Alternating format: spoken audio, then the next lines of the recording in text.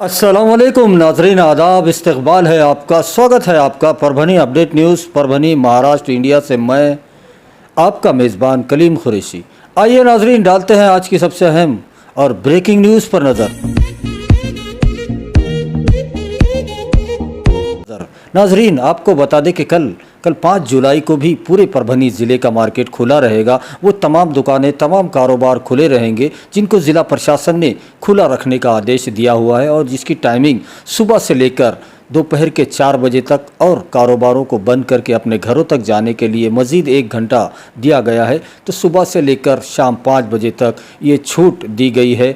और ये जो कोरोना का जो नया वेरिएंट आया है, डेल्टा प्लस वेरिएंट, इसके चलते ये कड़े निर्बंध परभनी ज़िले में लगाए गए हैं।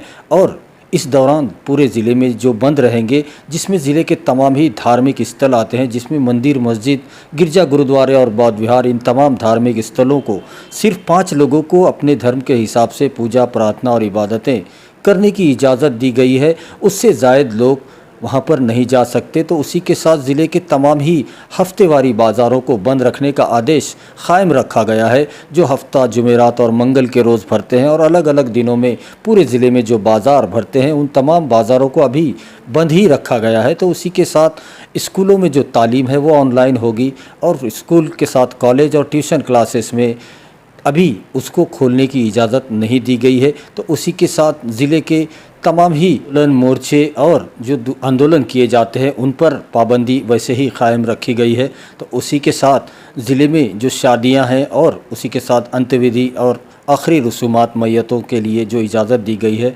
शादियों में 100 लोगों की इजाज़त है। तो उसी के साथ अंत्यविधि और मैयतों में 50 लोगों की इजाज़त रहेगी। तो उसी के साथ ज़िले के तमाम ही गाड़ियां और एसटी महामंडल की गाड़ियां, बसेस को और रेलवे से सफ़र करने के लिए जो पूरी तरह से इजाज़त वो भी दी गई है। और ये गाड़ियां, आप इन गाड़ियों से जा आ सकते हैं। जो एसटी महामंडल की सेवाओं को भी चालू कर दिया गया है, और रेलवे की सेवाएं पहले से ही चालू थी, और प्राइवेट गाड़ियों की इजाज़त गुज़िश्ता दिनों में दी गई है। और उसी के साथ पूरे परभनी ज़िले में जो मुफ्त शिव भोजन थाली दी जा रही थी, जो गुज़िश्ता दिनों में जिनकी कैपेसिटी कम थी, उसे बढ़ाकर 1.5 गुना बढ़ा दिया गया है। अब पूरे ज़िले में 2700 मुफ्त शिव भोजन थालियां दी जा रही है, जो पहले 11 सेंटरों पर दी जाती थी, अब उसको बढ़ाकर 14 सेंटर कर दिए गए हैं, और थालियों की तादाद भी 2700 कर दी गई है। ऐसी मालूमात परभनी ज़िला पुरवठा अधिकारी मंजूषा मुथा मैडम ने दी है। आइए नाजरीन, डालते हैं आज की दूसरी सबसे अहम खबर पर नज़र। दूसरी अहम खबर नांदेड़ श्री गंगानगर नांदेड़ से स्पेशल एक्सप्रेस रेलवे की नई गाड़ी जो गुज़िश्ता दिनों बंद कर दी गई थी, उसे दोबारा यात्रियों की सेवाओं में 9 जुलाई से शुरू करने का फैसला उत्तर पश्चिम रेलवे ने लिया है। आपको बता दें कि 9 जुलाई से श्री गंगानगर हुजूर साहब नांदेड़ स्पेशल एक्सप्रेस गाड़ी शुरू की जा रही है, जो पूरी तरह से रिजर्वेशन रहेगा। इस गाड़ी में सफ़र करने के लिए बग़ैर रिजर्वेशन के आप इस गाड़ी से, जो नांदेड़ श्री गंगानगर नांदेड़ स्पेशल एक्सप्रेस गाड़ी है, उससे आप सफ़र नहीं कर सकते। पूरी तरह से रिजर्वेशन है, आपको पहले से रिजर्वेशन कराना ज़रूरी होगा। और ये आने वाले 9 जुलाई से यात्रियों की सेवा में शुरू की जा रही है। आइए नाजरीन, डालते हैं आज की तीसरी सबसे अहम खबर पर नज़र। तीसरी अहम खबर कल 5 जुलाई को परभनी महानगर पालिका की जानिब से जो पूरे शहर के अंदर 14 वैक्सीनेशन सेंटर बनाए गए हैं, जिसमें से 8 सेंटर परभनी महानगर पालिका के आरोग्य सेंटर पर ये डोज, वैक्सीन के डोज अवेलेबल है। तो उसी के साथ 7 और 6 सेंटर ऐसे बनाए गए हैं जो प्राइवेट हॉस्पिटल में इनकी सेवाओं को रखा गया है। तो कुल मिलाकर कल 5 जुलाई को कोवैक्सीन और कोविशील्ड का पहला डोज 18 साल से ऊपर की उम्र वाले तमाम लोगों को लिए उपलब्ध किया गया है। और इसके लिए आपको इन तमाम 14 सेंटरों पर ऑनलाइन रजिस्ट्रेशन करना होगा, या फिर आप इन तमाम सेंटरों पर जाकर वहां पर ऑन द स्पॉट रजिस्ट्रेशन करवा सकते हैं और अपना पहला डोज ले सकते हैं। जो कोवैक्सीन और कोविशील्ड के डोज कहां पर, कौन से वैक्सीनेशन सेंटर पर कौन सा डोज उपलब्ध है, उसकी मज़ीद मालूमात कुछ इस तरह से है कि हम अपने दर्शकों को बता दें कि कल 5 जुलाई को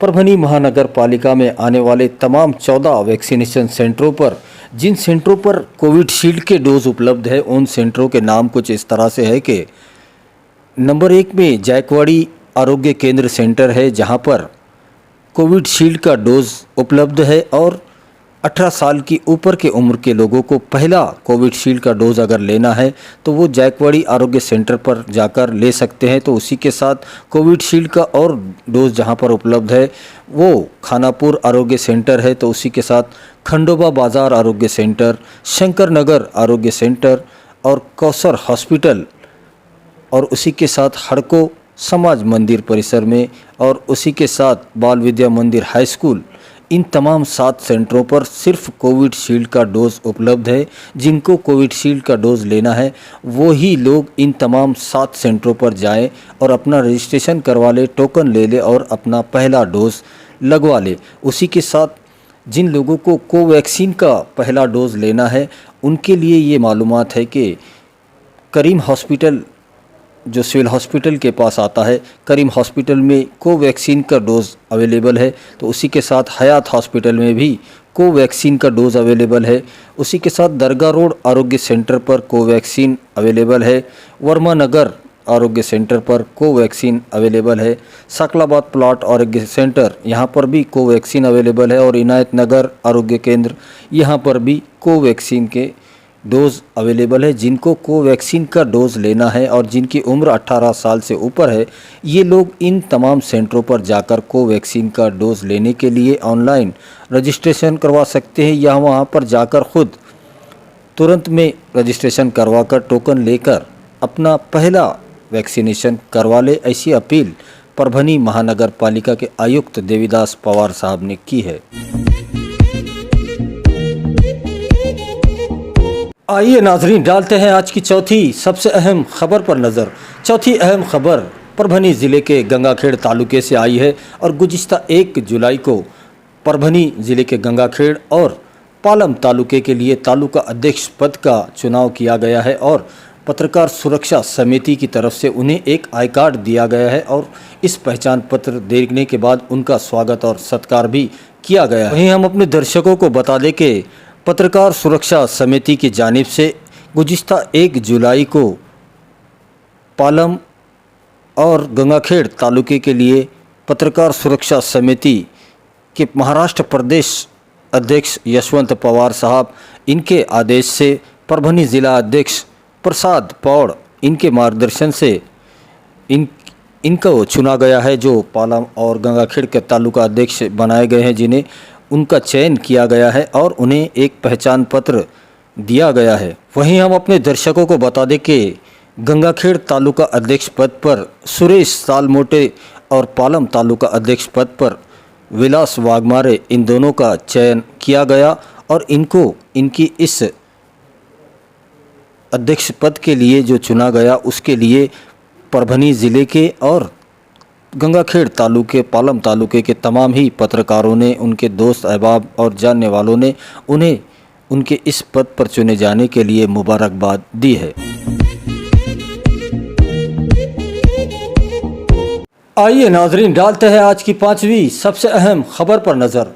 5वीं अहम खबर आज 4 जुलाई को राष्ट्रीय समाज पक्ष के प्रदेश अध्यक्ष और गंगाखेड़ विधानसभा के कार्य सम्राट आमदार डॉक्टर रत्नाकर गुट्टे, इनकी अध्यक्षता में आज 4 जुलाई को गंगाखेड़ परभनी गंगाखेड़ रोड पर अनुसाया थिएटर के सामने रास्ता रोको आंदोलन किया गया और जेल भरो आंदोलन भी किया गया। और ये आंदोलन जो ओबीसी समाज का जो आरक्षण रद्द किया गया है सुप्रीम कोर्ट के आदेश पर, उसको वापस फिर से दिया जाए और महाराष्ट्र सरकार इसके लिए तमाम कोशिशें किया करें और उसी के साथ जो हालात इस वक्त ओबीसी समाज पर है, अगर उन्हें सुधारना है या समाज की मुख्य धारा में लाना है तो उन्हें वापस फिर एक बार ओबीसी का जो आरक्षण रद्द हुआ है उसे वापस बहाल करने की बहुत ज़्यादा ज़रूरत है। और अपनी कई मांगों को लेकर ये धरना आंदोलन और जेल भरो आंदोलन किया गया और इस आंदोलन की जो अध्यक्ष थे और जिनके मार्गदर्शन में ये आंदोलन किया गया वो गंगाखेड़ विधानसभा के आमदार रत्नाकर गुट्टे साहब, जो प्रदेश अध्यक्ष भी है राष्ट्रीय समाज पक्ष के, और उनके साथ सैकड़ों की तादाद में राष्ट्रीय समाज पक्ष के कार्यकर्ता और महिला कार्यकर्ता और दूसरे तमाम ही पदाधिकारी मौजूद थे। आप देखिए हमारी ये रिपोर्ट। नाही, ओबीसीचं जे राजकीय आरक्षण आहे हे सुप्रीम कोर्टानं कॅन्सल केलं आहे, रद्द केलं आहे. आणि हे रद्द करण्यामागं एकमेव म्हणजे आहेत हे तिकडी सरकार आहे. निष्क्रिय सरकार जे आहे हे आज महाराष्ट्रातलं, या सरकारने जर व्यवस्थित सगळा इम्प्रियर डाटा असेल, मतगणना असेल, हे सगळं सुप्रीम कोर्टाचं दिलं असतं तर ते ओबीसीचं जे आरक्षण आहे हे रद्द झालं नसतं आरक्षण. पण यांनी कुठल्याही गोष्टीचं काही केलं नाही. यांच्या मनातच खोट आहे की यांना तो आरक्षण, ओबीसीचं आरक्षण जे आहे राजकीय आरक्षण, हे त्यांना द्यायचं नाही आहे. यांच्या मनात खोट आहे. आणि ह्यांचा एकमेव जो कार्यक्रम आहे तो सगळ्या गोष्टी रद्द करणे, ह्याच्या पलीकडे दुसरा काहीच कार्यक्रम नाही. मराठवाड्याची एक योजना होती, जो मराठवाड्याला सर्व मराठवाड्याला पाणी मिळणार होतं, ती रद्द, पहिल्या सत्तेवर आल्यावर ती योजना रद्द केली. म्हणजे अनेक असं कुठलं जलसंधारण होती, एक चांगली पहिल्या सरकारची एक जलसंधारणची एक योजना होती, ती योजना रद्द करून टाकली. एवन मुख्यमंत्री सडक योजना, ती इतकी चांगली योजना होती, ती योजना यांनी रद्द करून टाकली. म्हणजे कुठलं काही ठेवलं नाही. फक्त ह्यांचं एकमेव कारण, एकमेव जो चालू आहे ते फक्त छापणं चालू आहे.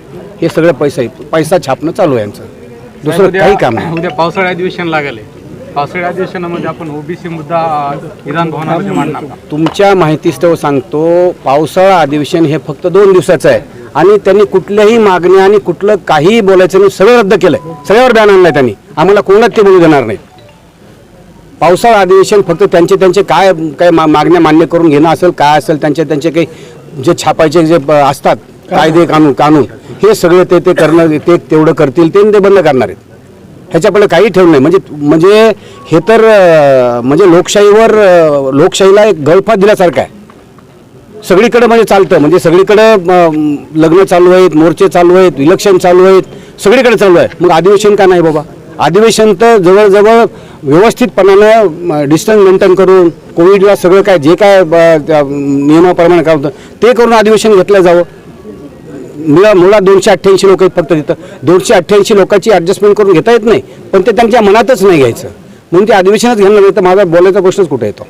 सर, आपण राज्य शासन म्हणते आरक्षण मुद्दा हे केंद्र शासन, याच्यावर काय मुद्दा? हे काय नाचता येत नाही, अंगण वाकडं आहे. हे म्हणते केंद्र शासनावर, काल परवा मला वाटतं चंद्रकांत दादांनी सांगितलं ना, किंवा एक सर्वपक्षीय मीटिंग बोलवा आणि त्या मीटिंगमध्ये कुणाचं काय आहे, केंद्र शासनाचं काय काम आहे, राज्य शासनाचं काय काम आहे हे सांगा. आम्ही आमचं काम केंद्र शासनाकडून करू आणि यांचं काम राज्य शासनानं करावं. हे कुठं मग मीटिंग बोलवायचं नाही, कुठं बोलवायचं ते मीटिंग?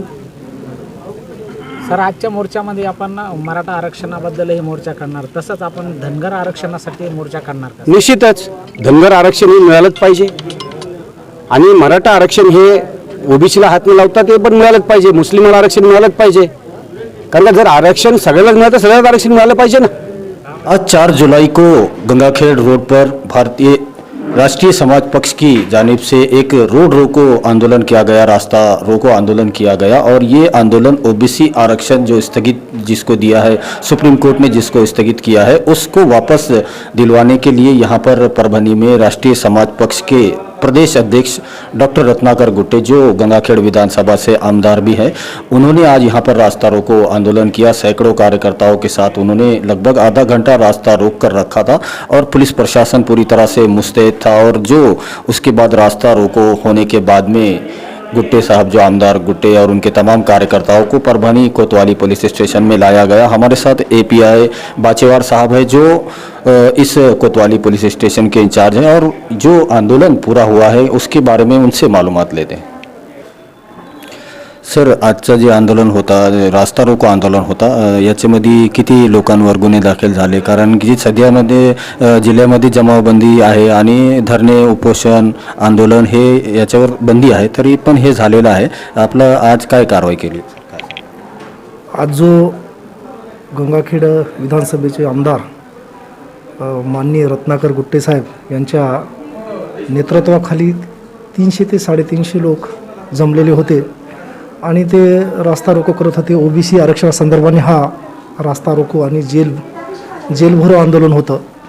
आम्ही माननीय अप्पर पोलीस अधीक्षक साहेब मुमक्का सुदर्शन यांच्या नेतृत्वाखाली आम्ही स्वतः आणि SDPO सेलू तसेच प्रोबेशनरी DYSP दडस साहेब आणि पोलीस निरीक्षक नानलपेठ श्री वाघमारे साहेब आणि पोलीस निरीक्षक नवामोंढा श्री शिंदे साहेब यांच्यासह बंदोबस्त केला.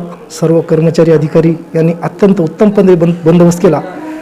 तो जेव्हा नेतृत्वाखाली क्राऊड हा रस्त्यावर आल्यानं आम्ही त्यांना ताब्यात घेतलं आणि ताब्यात घेऊन पोलीस स्टेशनला आणलं. त्यांनी जो साथरोग चालू आहे, सध्या साथीचा रोग चालू आहे, त्यानुसार कुठल्याही परवानगी नसताना त्यांनी जो गर्दी गोळा केली, त्यानुसार आम्ही साथरोग नियंत्रण कायद्यानुसार गुन्हा दाखल करण्याची प्रक्रिया सुरू आहे. 20 ते 25 लोकांना आम्ही ताब्यात घेतलं होतं. त्या प्रमुख माणसावर गुन्हा दाखल करण्याची. भारतीय समाज पक्ष के प्रदेश अध्यक्ष डॉक्टर रत्नाकर गुट्टे आमदार जो गंगाखेड़ के आमदार है, उनकी जानिब से जेल भरो आंदोलन आज किया गया ओबीसी आरक्षण को वापस दिलवाने के लिए। और ये आंदोलन आज यहाँ पर गंगाखेड़ रोड अनुसाया थिएटर के सामने किया गया। लगभग आधा घंटा रास्ता रोको किया गया। उसके बाद पुलिस कोतवाली पुलिस स्टेशन के हद में ये आता है गंगाखेड़ नाका, तो उन्हें तमाम ही आंदोलनकर्ताओं को यहाँ पर डिटेन किया गया और कोतवाली पुलिस स्टेशन में लाया गया और उन पर जो कार्रवाई थी आपत्ति व्यवस्थापन की, वो गुनाह भी दाखिल किया गया और आगे की तपास भी जारी है। ये नाजरीन, डालते हैं आज की छठी सबसे अहम खबर पर नज़र।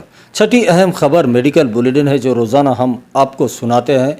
तो आज 4 जुलाई का मेडिकल बुलेटिन कुछ इस तरह से है कि अब तक पूरे परभनी ज़िले में 4,23,207 लोगों के स्वैब के नमूने लिए गए थे ताकि पता किया जा सके इन लोगों में कोरोना वायरस के कितने लक्षण, कितनी अलामतें हैं। ये देखने के लिए स्वैब के नमूने लिए जाते हैं और इनमें से जिनकी रिपोर्ट निगेटिव आई है, ऐसे लोगों की तादाद 3,70,848 बताई जा रही है। तो वहीं पर पूरे परभनी ज़िले में अब तक 50,977 लोग कोरोना की चपेट में आ चुके थे और इनमें से जो डिस्चार्ज हुए हैं उनकी तादाद 49,428 बताई जा रही है। तो वहीं पर 1283 लोगों की मौत कोरोना की वजह से अब तक पूरे परभनी ज़िले में हो चुकी है। और अगर ज़ेर इलाज पेशेंट की बात की जाए तो अब भी 266 पेशेंट कोरोना की चपेट में हैं और वो परभनी के अलग अलग हॉस्पिटल में अपना इलाज ले रहे हैं। और अगर आज के दिन 4 जुलाई के दिन की बात की जाए तो 16 कोरोना के नए मामले पूरे परभनी ज़िले में पाए गए हैं। तो वहीं पर 23 लोगों को आज के दिन डिस्चार्ज भी दिया जा चुका है। और अच्छी खबर यह है कि आज के दिन 4 जुलाई के दिन एक भी पेशेंट की मौत कोरोना की वजह से नहीं हुई है।